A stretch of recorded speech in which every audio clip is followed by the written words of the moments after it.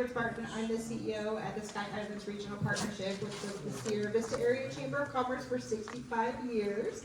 But we've been regional for a long time. Our name just didn't reflect that. So we changed our name and our logo, but we're still your Chamber of Commerce. And my co-moderator tonight is Jennifer Sorensen, publisher at Cochise County's Herald Review Media. So thank you to Jennifer for joining me tonight. And we're going to have a great night. But first, some information. So, a little bit of information for you. Our partnership is a 501c6 organization. We are nonpartisan. We are not governed by any government agency. We're not paid by a government agency. So I tell people, we're just like Dairy Queen. We are our own business.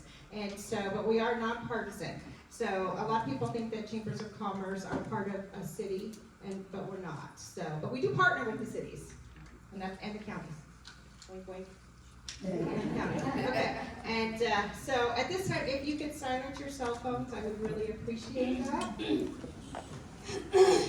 So Jennifer and I are the moderators this evening, so restating questions or allowing additional time for direct responses is at the discretion of the moderators. And thank you to our sponsor tonight, Herald Review Media. So thank you so much. We've got you in the room here. And then also our partners in this endeavor is the Benson Chamber of Commerce. So George Scott, a special thank you. Is he here? I haven't seen him. What's that?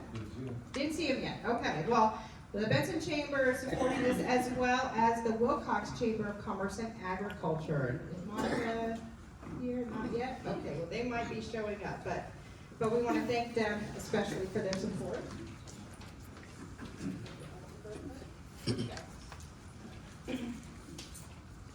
Okay, and thank you to Benson Council Chambers, to the City of Benson, for allowing us to use this site. We appreciate that. And so a couple of rules. We've already talked with our candidates, but we want to talk with our audience as well. As you know, this is politics, so we have differing opinions, and we know we'll have differing opinions in the room, but this debate is between our candidates, not our audience and our candidates. So there will be time afterwards if you have specific questions that you want to ask any of these candidates. Feel free to mingle with them after the debate, and I'm sure they'll be happy to answer your questions. So tonight's event allows our audience members the opportunity to hear directly from the candidates and what their plans are if they are elected. So we did compile a list of questions. We have 10 questions. Our other debates we have 15, but because we have 4 candidates, which is fabulous, 4 candidates tonight, we consolidated some of those questions.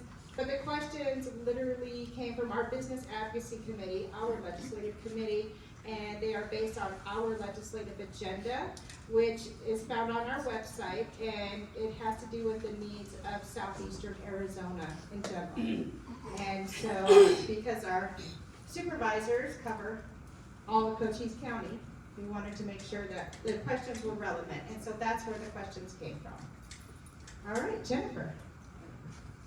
So I'm going to go over a few of the guidelines that our candidates were given for the debate. All candidates were given the debate rules in advance. The rules are as follows. A roll of the die was determined the order of who's answering the questions this evening. Questions will come from the moderator. Candidate 1 will have 90 seconds to respond to that question. Then candidate 2 will have 60 seconds to respond. Candidate 3 will have 60 seconds to respond, and candidate 4 will have 60 seconds to respond. And again, Melanie mentioned there are 10 total questions. And at this time, so the order tonight is Patsy Nyberg, Joy Banks, Jacob Harchman, and Frank Antonori. And then we round up and it basically will change order with the candidates, so each candidate will get to answer a question first. But at this time, we'll be able to have the candidates do their introductions for 30 seconds in alphabetical order, starting with candidate for Supervisor Frank Antonori. Good evening. Thanks for everybody for coming out tonight. I'm Frank Antonori. I'm a former Arizona State Senator. I was unfortunately the Senate Majority Whip during Arizona's biggest budget crisis when we had a $3 billion budget deficit. We had to balance the budget. I also work for a large aerospace defense company. I am a program director out there. I do research and development for various weapons and other programs for our military and our military forces. I'm a 20-year retired Army veteran. 16 of those years I spent in the Special Forces. I'm a retired Green Beret. Time is up. Oh, that was 30 That seconds? was 30 seconds. Wow, okay. Well, So Maria Jimenez is the Director of Community Engagement at the Partnership, and she is your timer. She does have a piece of paper, says 30 seconds, and so when you get down to 30 seconds, we'll show you that piece of paper, but when you hear the bell, need more cowbell, right? More cowbell. Your time is up. That'll shake them up. Okay, candidate for Supervisor Joy Banks.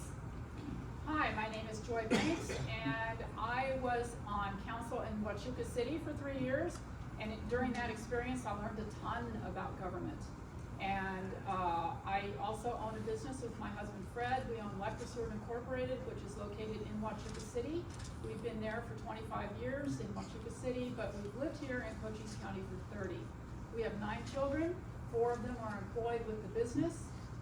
We have 30 employees. We offer an apprenticeship program.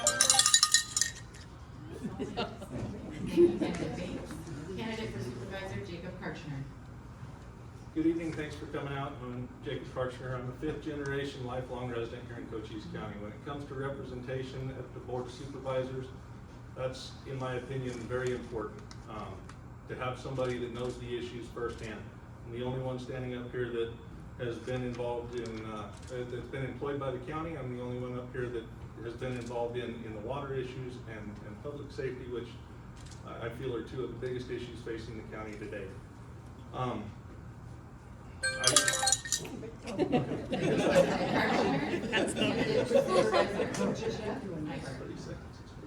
Hello everyone, and thank you for being here, and thanks for the opportunity.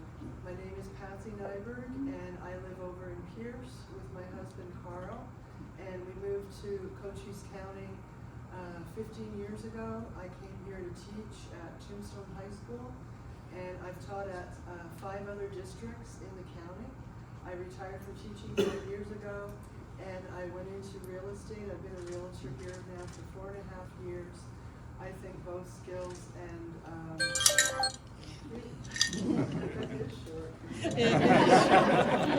But just wait, Patsy, you get 90 seconds to answer the upcoming question.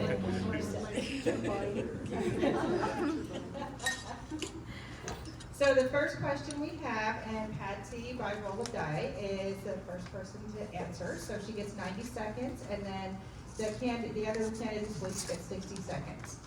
So Patsy, the question is, what do you see as the primary job duties of a county supervisor, and why are you the best person to fulfill these responsibilities?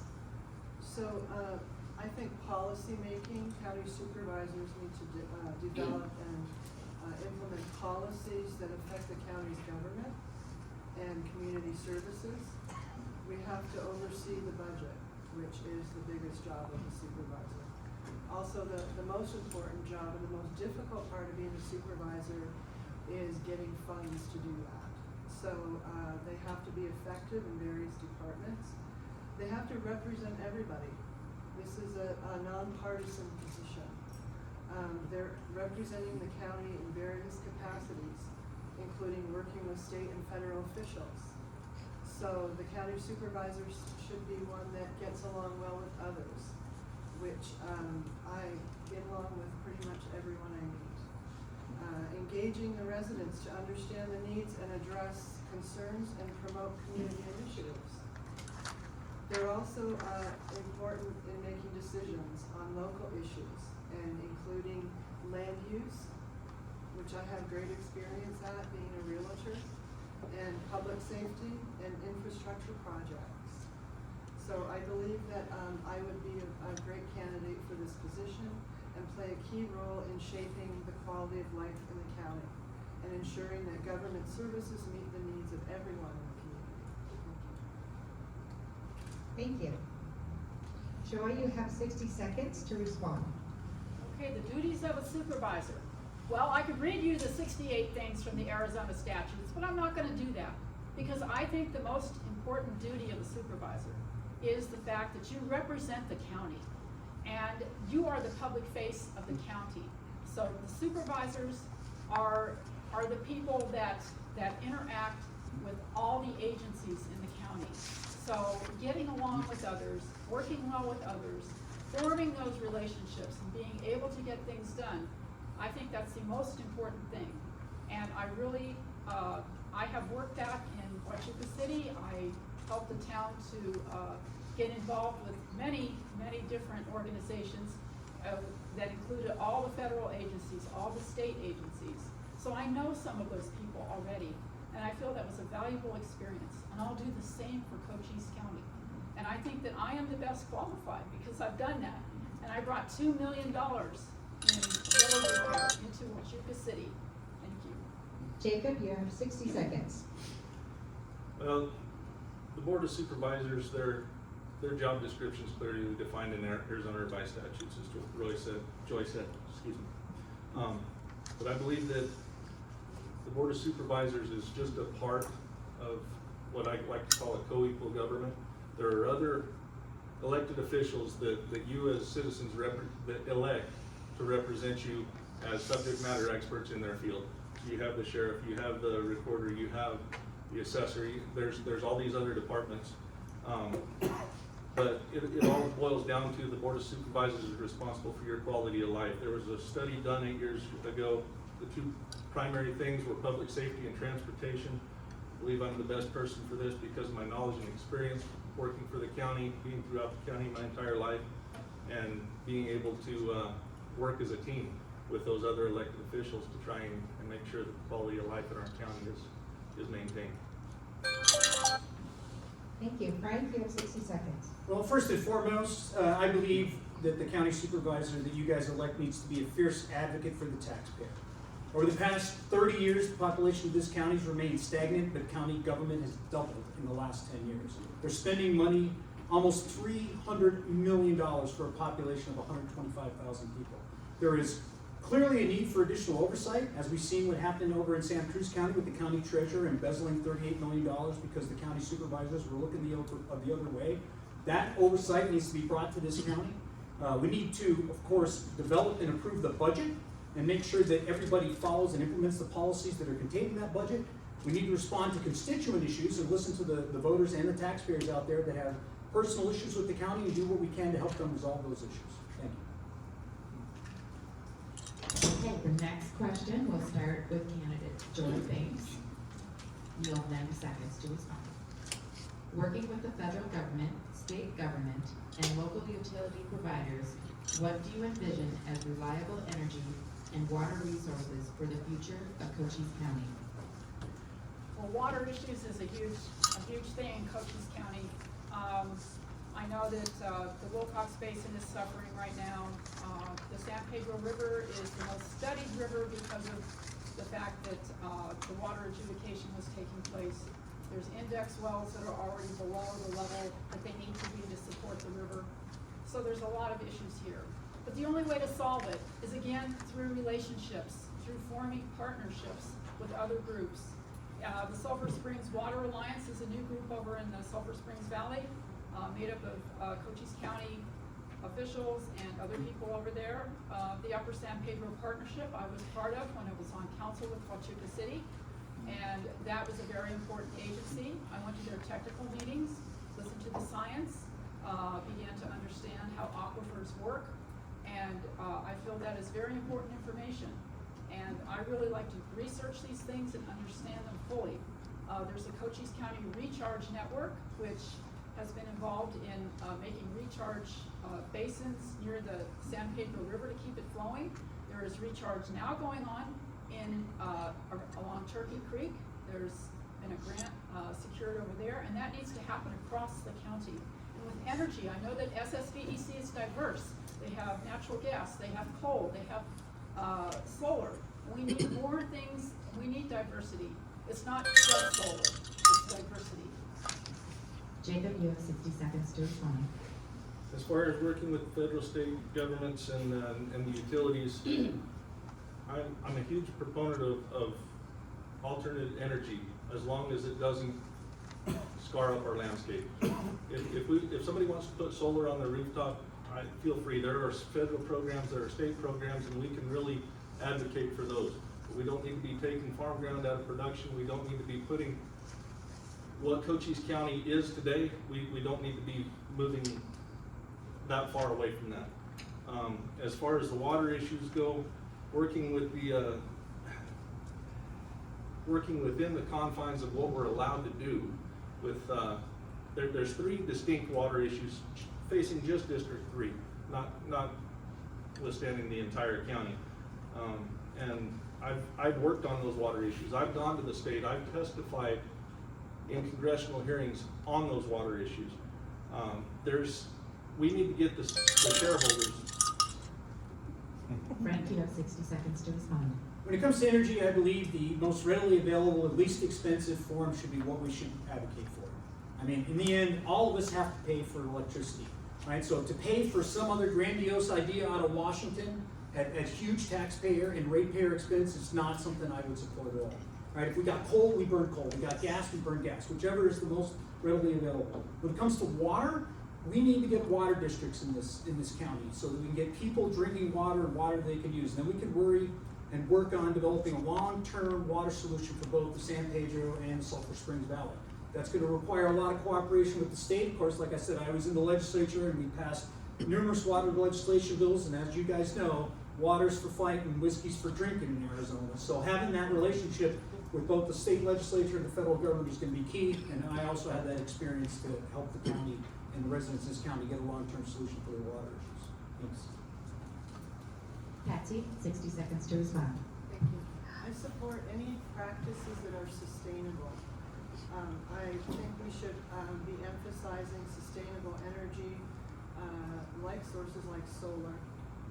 My husband and I, we live off grid, we haul water, so I understand firsthand the importance of energy and also the importance of our most precious resource, our water, our groundwater.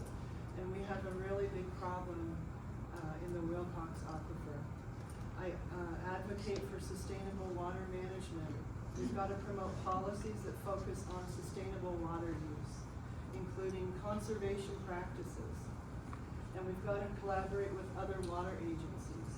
I've already been speaking with County Supervisor in La Paz County, who's going through the same problems we are here with mega agriculture. So there's a lot we can do and support efforts to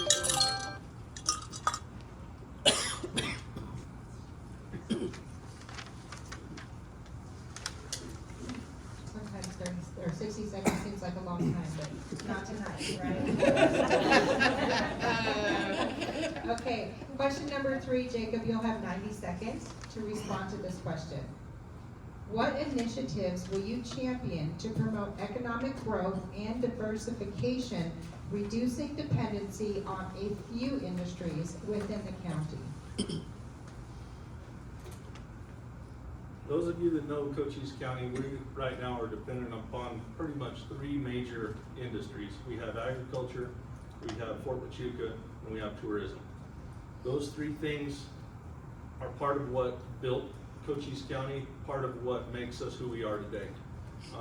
We do need to diversify, we do need to bring that in, but I don't know that necessarily that is the county government's responsibility. I think that we can advocate with economic groups, we can advocate with the chambers, we can advocate with people, especially the cities and the towns, so that they can bring in the industries that are going to make their towns grow. But I don't see that that's a priority, I guess I should say, or not a priority, but that's not something that the county government should necessarily have their hands in on the financial interest. Okay, Frank, you've got 60 seconds to respond. Again, the problem this county has is the stagnation of the population. And we've actually had a significant loss of young workers leaving the county. Only 40% of the people that live in this county work. Let that sink in for a second. That's our employment rate in this county. We don't need more taxes. We need more taxpayers to spread that burden out. To do that, you got to bring industry here. I'm sorry. The current thing isn't working, as we've seen by the way our taxes have gone up over the last few years. We need to bring industry in here. We've got in Benson, we've got an interstate, we've got a rail line, we've got an airport. There is no reason why we don't have a tech and industrial park right off of the highway in Benson to bring technical and commercial jobs in here. In Wilcox, it's beyond me with the cattle industry and the dairy, why we don't have a cattle processing plant. Why we have to have our cattle and take their cattle to Safford and Phoenix to get them processed. We should have a processing facility in Wilcox. We should also make that the hub of wineries in southern Arizona. That's what we need to be doing. We need to be bringing jobs in here, creating tax havens, and stop the tax increases. Patsy, you have 60 seconds.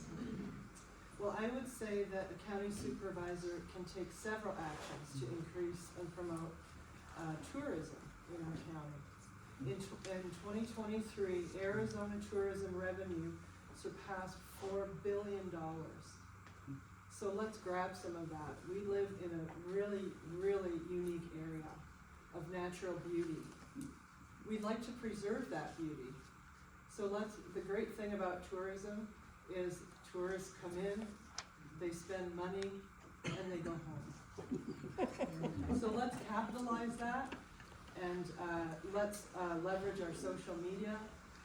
We already have a good website, but it's got some kinks. We need to have our websites upgraded, maybe even once a week. The Explore Cochise County website. It's a great website, but it just needs a little work. So I really feel that we should be looking into those types of industries and really leveraging hotels and businesses for tourism. Jody, you have 60 seconds. Okay, well, things are gonna change in Cochise County within the next 4 to 6 years, because there's going to be a brand new commercial port of entry in Douglas. That is gonna bring in changes that I don't know that we're ready for. It's going to be the most state-of-the-art port of entry in the United States. And what I heard from someone on the State Board of Transportation is that there's loads bypassing Agua Prieta right now from Chihuahua that need cold storage, and they're going to Nogales because they need cold storage. And that is what's gonna happen from Douglas north. I'm afraid, well, it's gonna be good for the aquifer, but it's, we're gonna have to, we've got a plan for this. And this is within the time frame of the next 4 years, during the time that we would be elected, that I would be elected, and I hope you elect me, because I really wanna help with this. Get this project underway, make sure there's water conservation on all those warehouses. I heard the Agriculture Secretary of Texas talking about that, so I think it's a good idea. Okay, on to question number 4, which will start with candidate Frank Antonori. You'll have 90 seconds to answer the following question.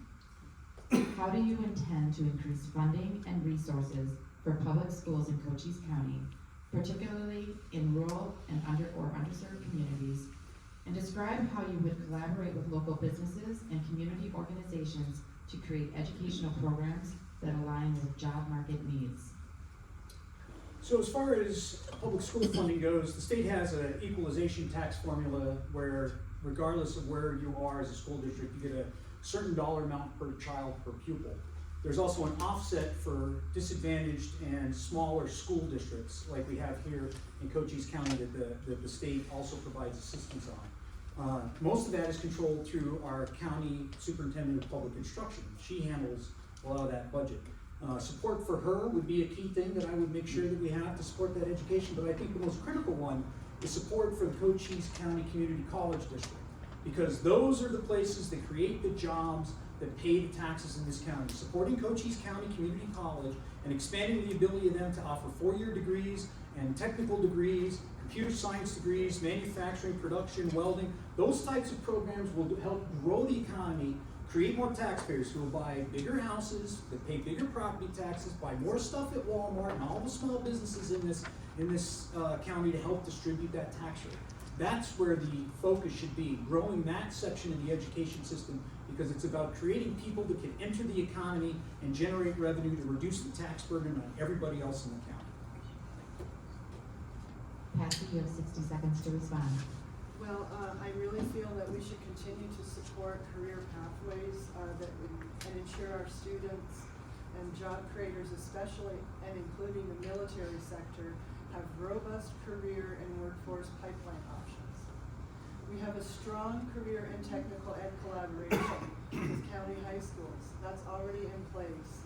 And Cochise College, which is championed and supported by the fabulous Jackie Clay, our superintendent of schools, who I first met when I was CTE director in Disney.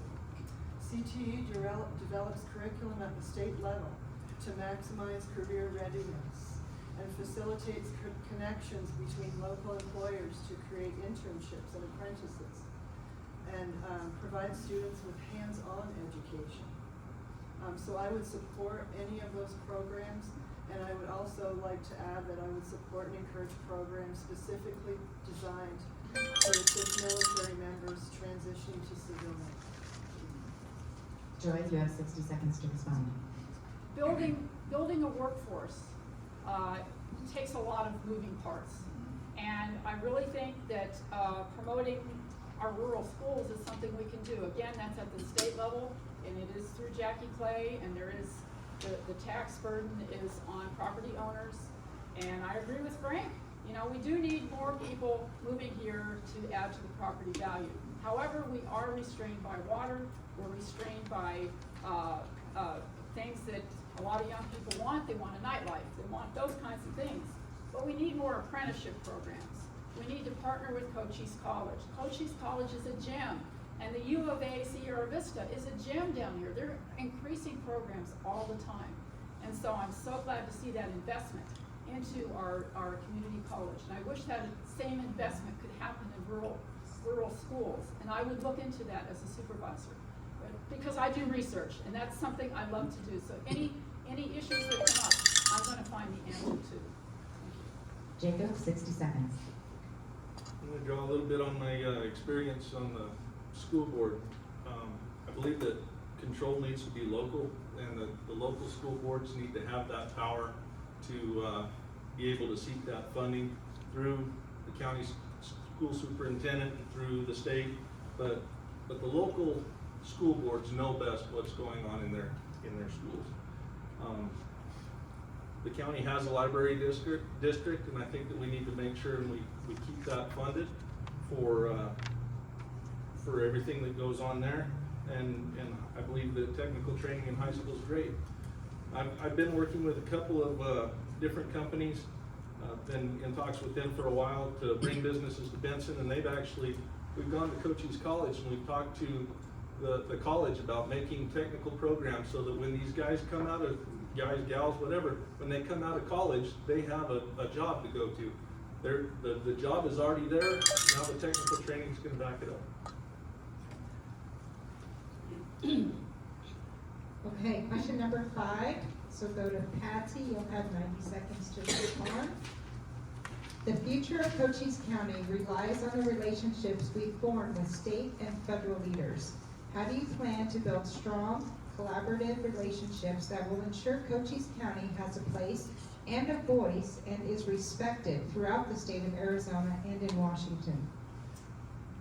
It's really important for a supervisor to be able to get along well with others. And that includes community members, state and local officials, and to develop relationships with other supervisors. So I would reach out and I would establish a line of communication with state officials and work to support our economic development in our county, and make sure that we have community engagement. Knowing what the community's needs are helps to make a stronger case when you're speaking to state and federal officials especially. So they know what's going on here and they know what our constituents need. And so I'm happy to speak with anyone. I love talking to people. And so I would be a great candidate to be able to speak with state and local officials to get our county things that we need by developing relationships. Joy, you have 60 seconds. Relationships is key. That is absolutely the most important thing a supervisor does. Yes, there's all these other things, but if we don't have relationships with all of the agencies down here, and there are so many, 30, 40, 50, I don't even know how many, let alone individual businesses, individual nonprofits, individual agencies that I'm not even aware of. That is key. And I have done that, and it is so fulfilling to actually meet with these movers and shakers and listen to them and help them just by being on a board, just by attending their meetings. And that is what I intend to do, and I intend to have reports. I know that our county supervisors go to this and they go to that, they go to the CGO and they go to the SVMPO meetings. There's no reports. So I'm gonna have reports. I'm gonna include it in the agendas, you know, and I'll do it at the last part of the Board of Supervisors meeting. But I intend to have reports of every meeting I go to, so you know what I have been doing. Jacob, you have 60 seconds. For the last 12 years of my career with the Sheriff's Office, a lot of what I did was when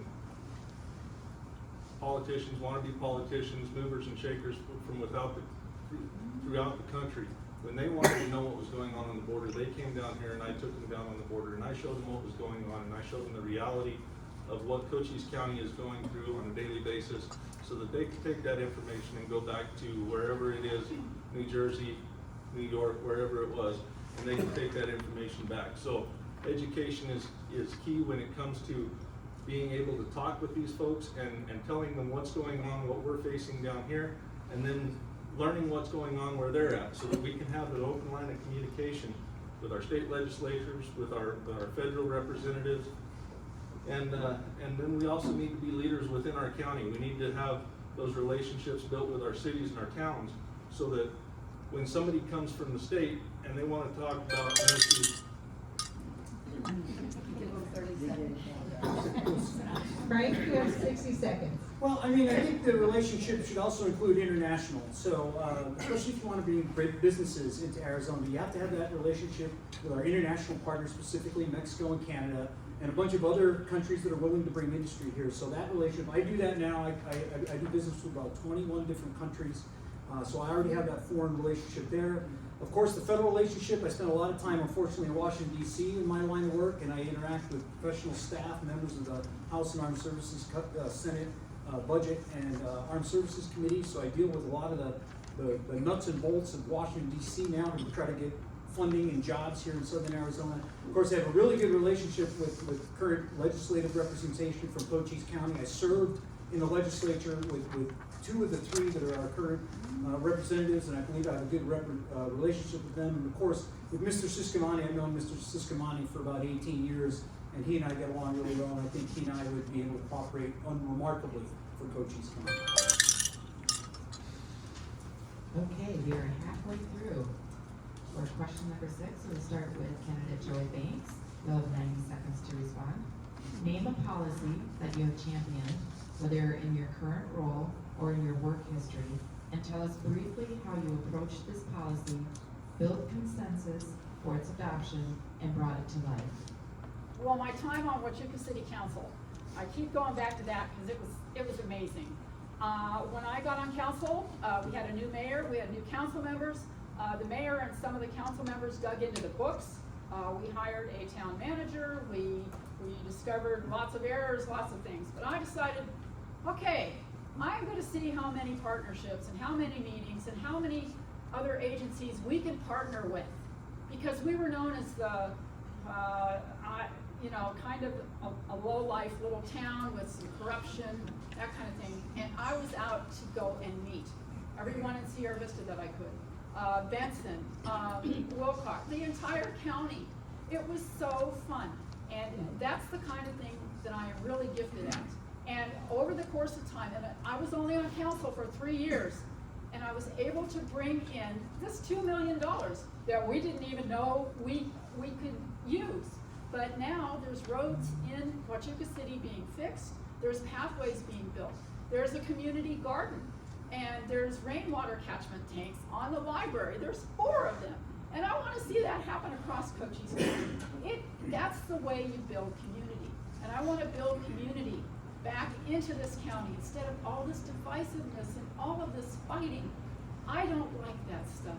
I like to get things done. And I like to work with others, no matter political party, no matter your belief system. Jacob, you have 60 seconds.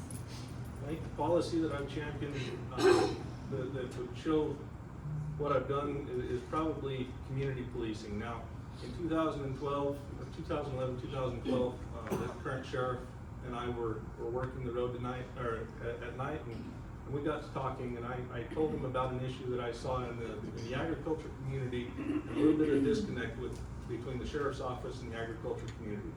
And so when he was elected sheriff and became sheriff in 2013, he started what was called the Ranch Patrol. I was moved over into that after a testing process, and we created the poster child for community policing. We took that position, and now the sheriff's office now has an open line of communication. We have eyes and ears throughout the county because of that relationship that we built within the culture of the sheriff's office and blended it with the agriculture community.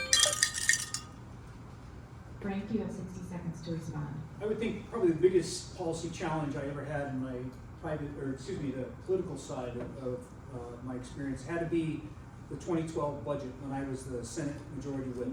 If anybody thinks it's easy to get 16 senators, 31 representatives, and a governor to agree on something, you gotta know the thinking. It is one of the most difficult things I ever had to do, was get alignment between the House and the Senate and the governor to get that budget out in 2012. We had to balance tax policy, we had to budget balance cuts to various state agencies and governments, look at reducing the size of state government, getting other sources of revenue, and getting that all into a document, and then getting the votes and the signature of the governor to make that happen.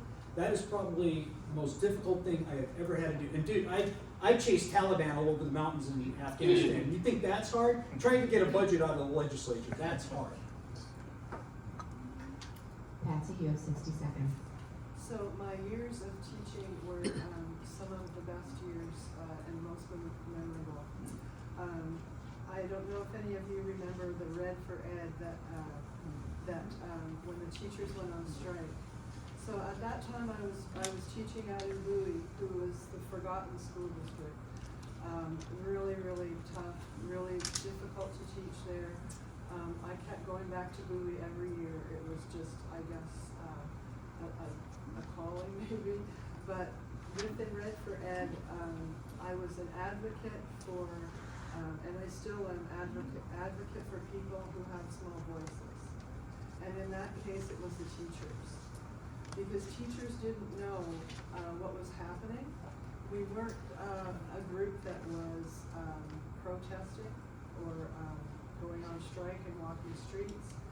And then after all it was said and done, we did get our raises, and school boards were, it was a law put in.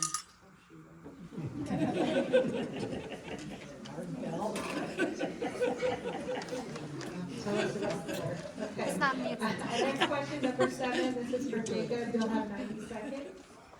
Oh, okay. Oh, No, you're good. we're Okay. good. Okay, we're good, okay. Yeah, we started with Joy, okay. So Jacob, the question is, what measures will you take to ensure that county resources are used efficiently and effectively?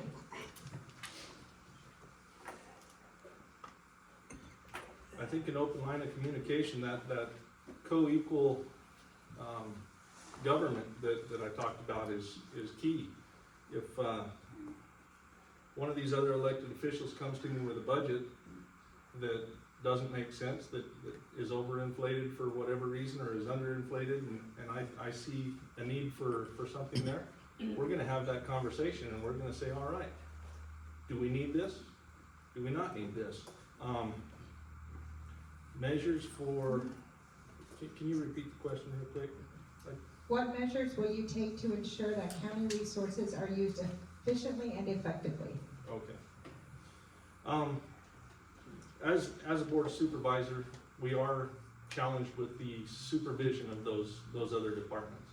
And so by looking at the way that we're using it, but I guess the way that the measures that I would take would be out there in the community every day and seeing what the road department needs and make sure that they get that, seeing what the sheriff's office needs and making sure that they get that, and relying on what they're telling me and what I'm seeing with my own 2 eyes. We really need to be out there as a representative and seeing what's going on in the community. Frank, you have 60 seconds. Well, this is actually what I do for a living. For the past 20 years, I've been paid by a corporation to find savings and create value for the least amount of money and do it in the least amount of time. They actually pay me to do that. Doing cost-benefit analysis, doing value assessments, determine where we can find value and improve value and provide more value to the taxpayer while reducing costs. I'll give you an example. We used to have ADOT, used to have 350 employees in the DMV. We reduced that to 100 and created a computer system for people to go and do their own registrations online, saving taxpayers tens of millions of dollars just by doing a simple little thing like putting half of ADOT online. So those are the kind of savings. We've got to find value, we've got to find different ways of doing things.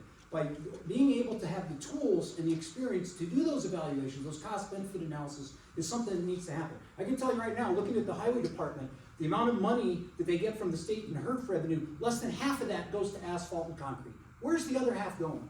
We should be paving roads in this county, not paying for government jobs. Thank you. Patsy, you have 60 seconds. I'm gonna talk really fast. So budget revenue and management, we need regular review of the county budget to identify areas of overspending. There is a lot of waste, and that's my biggest pet peeve. I detest waste of any kind, especially food waste. I had a restaurant, we had it really trimmed down. I knew how much we were gonna use and what to order. And we need to implement cost-saving measures and prioritize funding of essential services first, and then look at everything else that's needed in the communities. We need audits, we need regular audits of programs and service to identify waste and insufficiency. We've got to ensure that a county manager position is filled by a qualified candidate. It's a really important job with proven skills in growth management. So they can look to the future and analyze what type of funds we're going to need. And one who uses data. We need to look at all the data to drive our decision making. Joy, you have 60 seconds. Yes, the new Board of Supervisors will be possibly, more than likely having to hire a new county administrator. And if you read the statute about the county administrator, actually everything has to go through him. So he or she is the person that we don't directly interact with the departments under the Board of Supervisors. We give that to the county administrator. Of course, we can ask him for everything that we need. We can ask the administrator to get us reports. And I intend to be doing a lot of that myself and finding out where the waste is happening. And I think there does need to be a very good look at this county to see what's going on. We just raised property taxes. And they said they weren't going to, so it's like, what's up?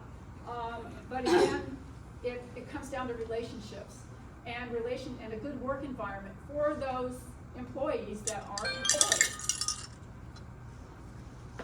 Okay, question number 8 is going to candidate Frank Antonori. You'll have 90 seconds to respond. How will you ensure that residents have access to essential healthcare, community services, and resources? And what strategies will you use to secure funding and resources for local healthcare initiatives to improve the overall quality of life in Cochise County? So there are programs currently available for rural hospitals. There's supplemental funding that comes from the state and both the federal government. Most of the health care in this county is subsidized by the federal government. I mean, it's through Medicare, Medicaid, and all the various social services that are provided. The state administers some of those through what is basically the Access Program, which is our Medicaid program in Arizona. The county is there to provide additional resources where needed. If there's a crisis that happens, an outbreak of something, or some other catastrophe, we can divert resources to deal with that. But most of that money kind of filters through, and it's regulated and directed by the federal and state government the way it's spent. And there is not a lot of flexibility on the county government to do that. Again, it's only some of the reactionary things. The other things I think we can do is we can reduce some of the tax burden. If we wanted to set up a special district for hospitals, that's an opportunity. So we already have for some hospitals, we have a hospital district here. The voters would then have the decision on their side whether or not they want to increase funding by increasing the hospital district tax. And that would be up to them. But I don't think it's too much of the county supervisor's job to get into the healthcare business. We have already way too many fingers in that pie. Okay. Patsy, you have 60 seconds. I support efforts to create an integrated local health ecosystem to enhance medical and behavioral health for soldiers, veterans, and members of the community. And I foster partnerships with local health agencies, veterans organizations, and community service providers to create a network of support that addresses both medical and behavioral health issues. I'd advocate for funding and resources to expand mental health services, substance abuse programs, and medical care specifically tailored for soldiers and veterans. I'd integrate care models, and I would support the development, of integrated care models that combine physical and mental health services, allowing for holistic treatments and alternative medicines. And I believe that with community engagement, we can achieve these things by involving community stakeholders for funding. Joy, you have 60 seconds. Well, healthcare is one of the biggest needs in Arizona. Arizona ranks 49th in the nation for access to adult mental health care. And Cochise County has identified that that's one of the biggest needs in this county, and substance abuse treatment.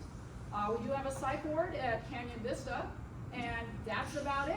Everyone else has to be shipped to Tucson, or you find your own way of doing it. It's self-funded and that kind of thing. We need those things. I don't know how to get it all to happen, but I intend to find out.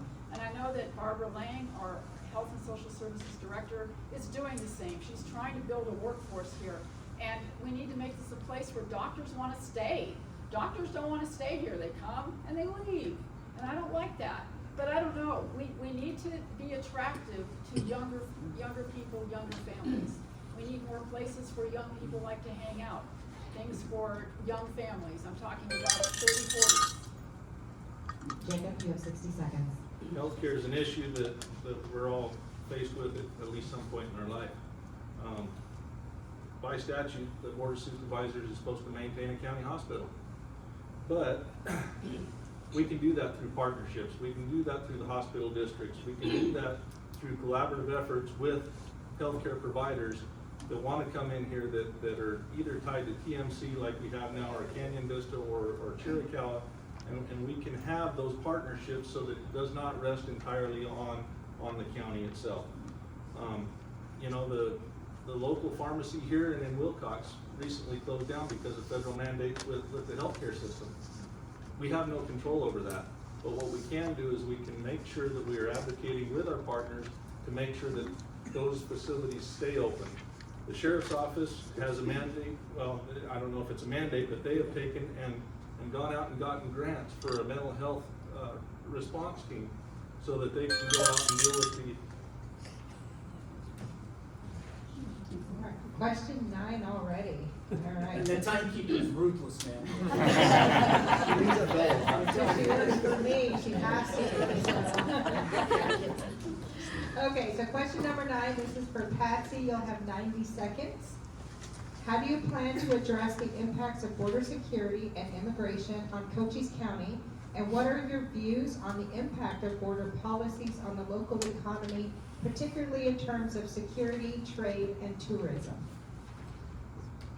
So just to summarize, our federal border policies significantly impact Cochise County's economy by influencing trade dynamics, tourism, flow, job creation, and overall community development.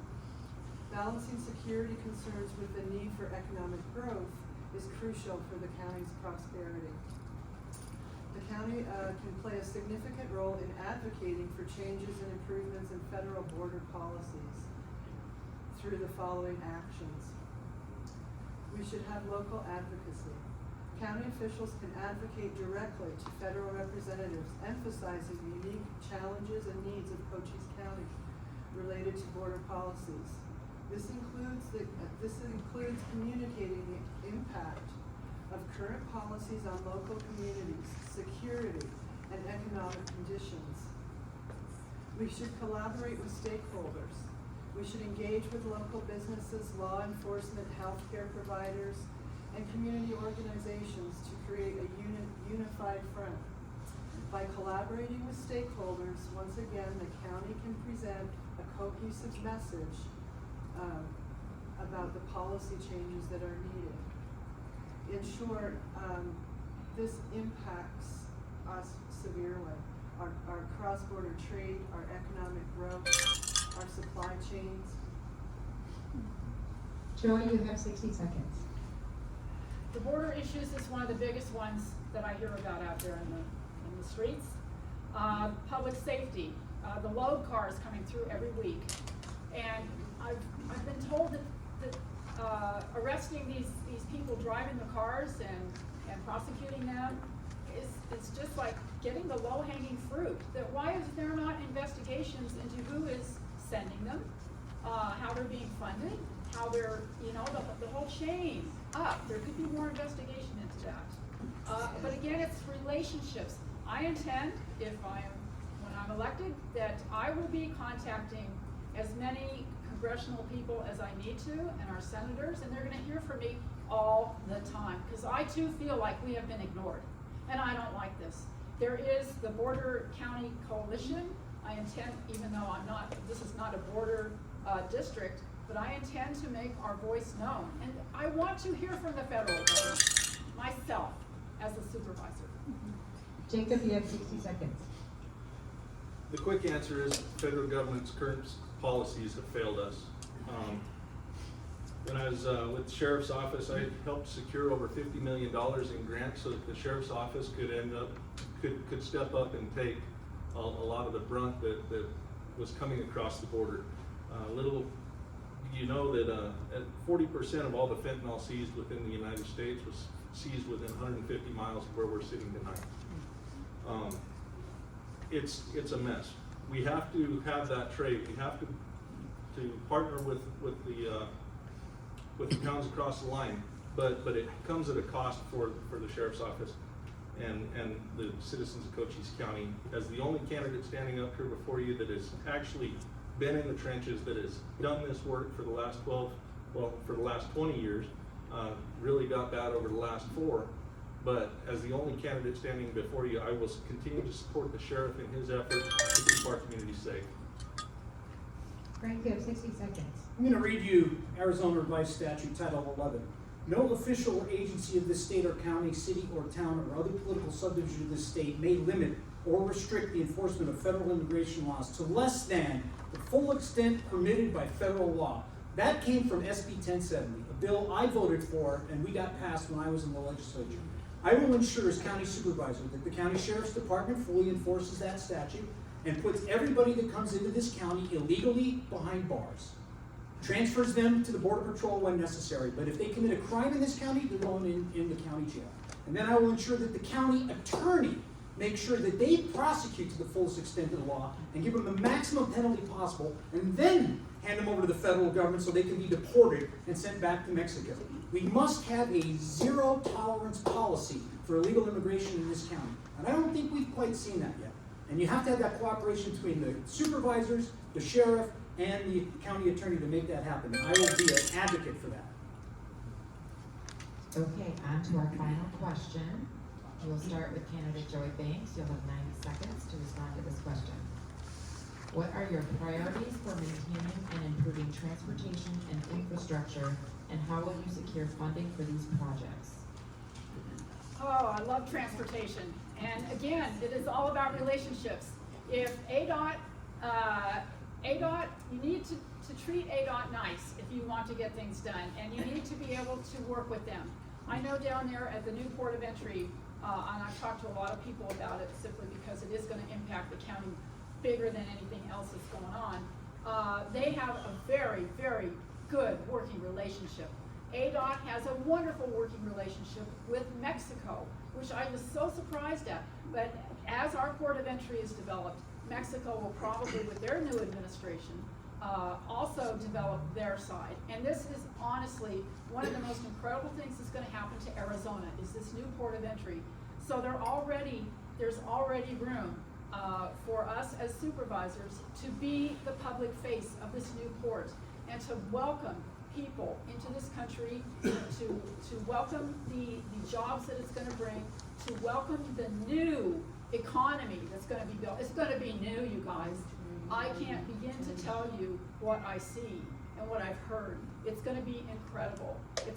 Some aren't gonna like it, but other people are gonna see that this is the way forward. The ports in Mexico are being rebuilt. There's gonna be all kinds of roads built to this new port of entry, and I am very excited. There's $1 billion scheduled to be dumped into Cochise County thanks to this new port of entry. Jacob, you have 60 seconds to respond. The priorities for infrastructure and transportation, we have aging infrastructure here in Cochise County. We have a courthouse that is getting to end of life. We have a jail that is obviously beyond end of life. So we need to identify those structures. We need to identify how best to replace those.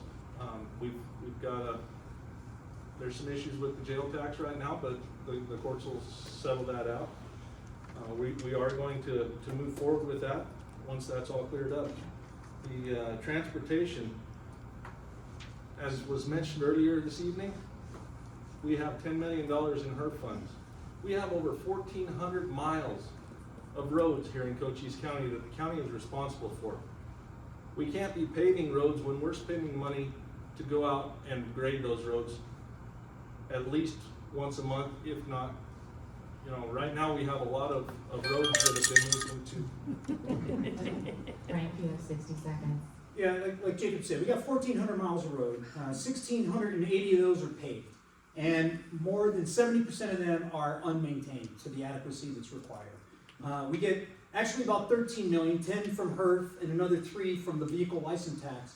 And that is another penalty for having a low population because those funds are distributed by the state by population. So the fewer number of people we have in the county, the lower the HERF revenue is that we get to go fix those roads. And that's your money. You paid that in gas tax to the federal government. Also, it didn't help that Pete Buttigieg stole $800 million from the state of Arizona to build electric charging stations for cars, and I think he built 9 of them for $800 million or some ridiculous amount. We need to optimize our HERF revenue. We need to, if necessary, find general fund to take the administrative side of those HERF revenues away so that all $13 million of that goes to asphalt and concrete. And we need to start paving our dirt roads so the maintenance requirement for them go down so that we have more time and effort to improve our paved roads. Patsy, you have 60 seconds. As county supervisor, I would prioritize the following, improving on transportation and infrastructure. I'd ensure that regular maintenance of existing roads and prioritize upgrades to critical routes to enhance safety and efficiency. We do have a lot of dirt roads, especially around my house, and a lot of those roads do not have houses on them. So I would try to find updated records to eliminate if they're being graded for no darn reason. And I also believe that we should focus on the infrastructure that supports local businesses and attracts new investment, such as we should be prepared for emergencies and ensure that transportation infrastructure is resilient in the face of natural disasters, including maintaining access routes for emergency services. And I would engage with legislators and with state legislators to advocate for funding for these projects. Okay, we are moving on to the 2-minute closing statements. The order was determined by a roll of the die.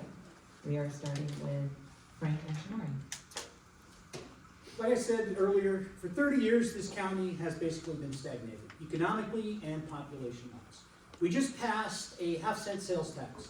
The reality that occurred after that may be new to some people, but do you know our retail sales have dropped 15%? I just got the latest statistics from the University of Arizona Eller School. 15% decrease in retail sales. We also have a decrease in construction because of the 2.67% property tax increase we had. So people are building less houses. Also, it costs money to buy construction materials. So that has also resulted in that. When you raise taxes, economic activity goes down. You don't have to be Art Laffer and a Reagan economist to figure that out. We have to stop this. We cannot keep raising taxes on the people of this county. We need somebody that can right-size county government, go in there, find the savings, and reduce the size of this government, reduce spending, and start creating a tax incentive program by reducing sales tax and reducing property tax to bring business back into Cochise County and grow this economy. We need to get taxpayers in Cochise County. So we don't have people advocating, as I say, the bureaucratic and those that like to feed at the trough of government, advocating for everybody to get their taxes raised. You need real industries that pay taxes and people that pay taxes, so that pressure is there to keep taxes low. The only way you're going to do that is you have somebody that knows how to do economic development, somebody that knows how to review budgets, somebody that knows how to do cost benefits analysis, can find savings, and implement it. You also need somebody with the vision to bring that economic development in here. I do this for a living. I create jobs. I am the only job creator. I'll tell you, I'll give Joy credit, because Joy actually creates jobs. I'm one of 2 job creators that are standing here before you, but I create a lot of jobs. I brought over $250 million worth of jobs in the last 20 years into southern Arizona. I don't jerk around. I may bark, but I don't bite. But I will do one thing, and that will be fight for the taxpayers. That's my job. Jacob Partner, you have 2 minutes. We're all standing up here asking you to elect us to represent your interests at the county level. I'm standing here before you as one of you. I was raised here in this community. I worked over 20 years with the sheriff's office, working on the exact same issues that we're all talking about today. I worked on public safety. I worked on the water issues. I worked on border issues. I worked on the budgetary issues with the sheriff's office.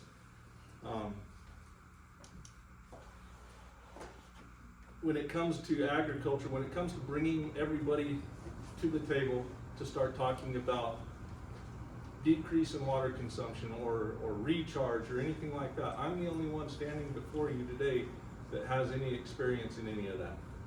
You're not just another number to me. I'm asking for your vote to represent you.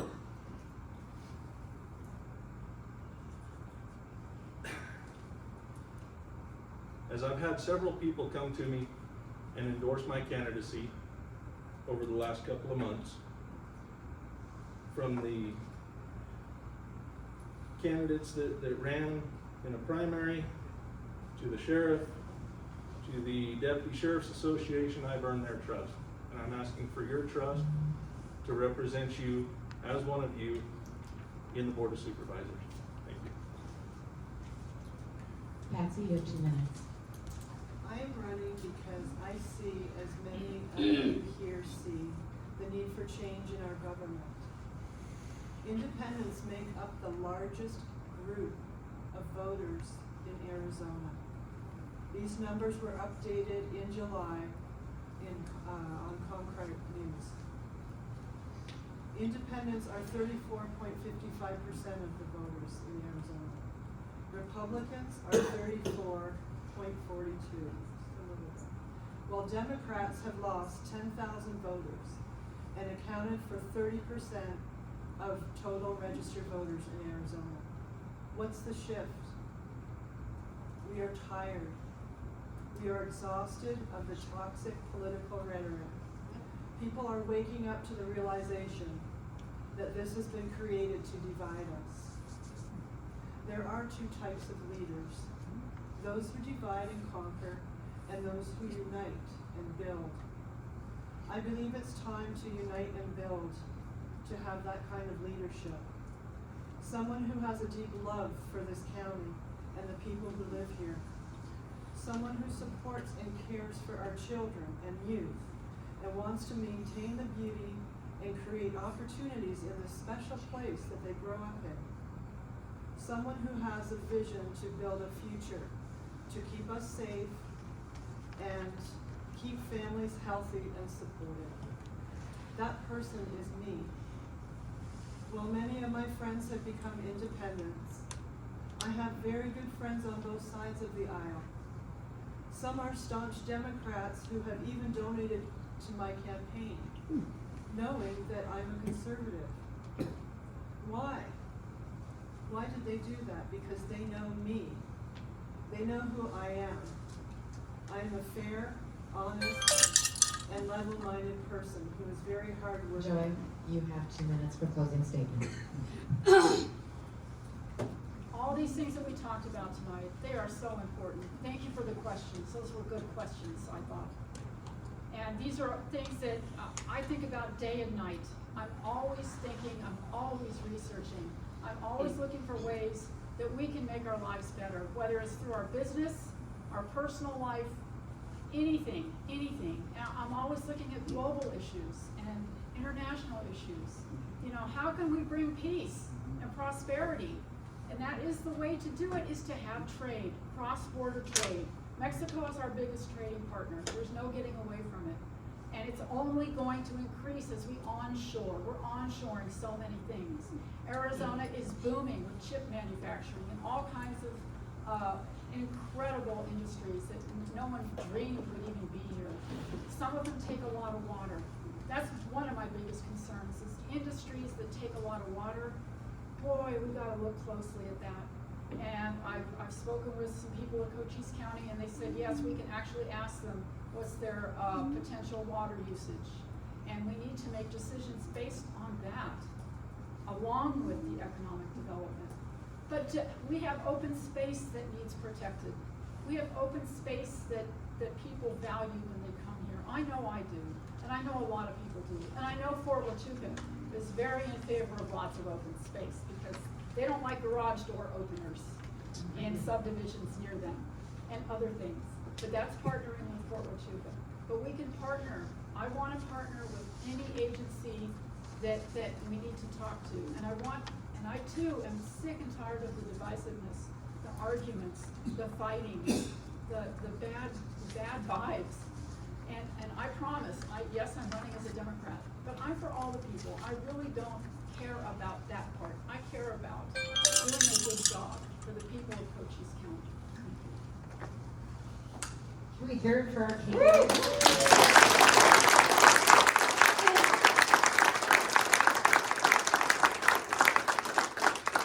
Y'all did a fabulous job tonight. Thank you so much to our candidates for showing up, for being here this evening, for letting our voters hear directly from you. I know they're going to hang around a little bit, but a few thank yous before we let you all get up and stretch.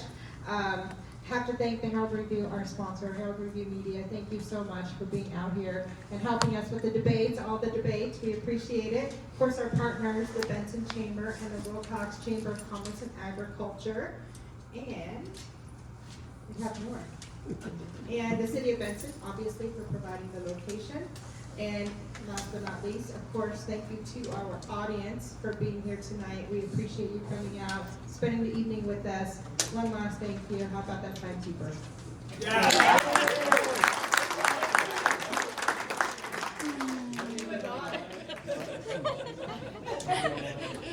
Yes, we'll post it tomorrow. It'll be posted. Yeah, we'll post it. It'll be on. Do a photo shoot? Yeah. Photo shoot? Yeah. Yeah, we can do a photo shoot. Let's do a photo shoot. Thank you all again. We appreciate it. Make sure you vote for your values. Have a good evening.